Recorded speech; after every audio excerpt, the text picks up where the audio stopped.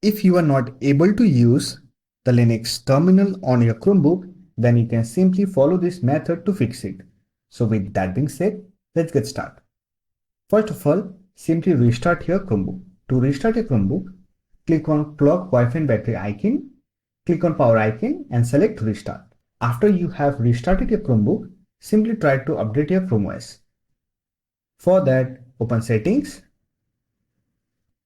click on about Chrome OS and here click on check for updates and install any available update. And after that, you can simply try to use the terminal application. Click on app launcher icon, look for the terminal application and open it.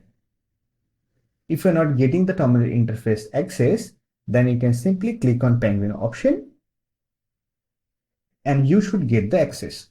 However, still you are not able to get access to the terminal interface, then make sure Linux development environment is set up on your Chromebook.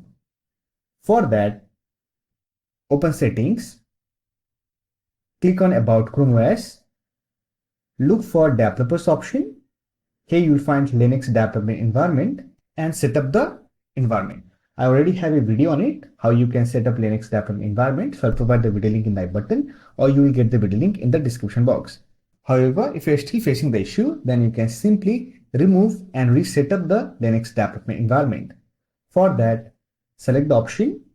Here you will find remove Linux development environment option. Click on remove, then click on delete and wait for the removal process to complete. Click on setup button and set up the Linux development environment. Once done, you can simply use the terminal application. So that's for this video. Hope this video was helpful to you. If you found this video helpful, give it a like and subscribe to the channel for more videos like this. Bye for now. See you next video.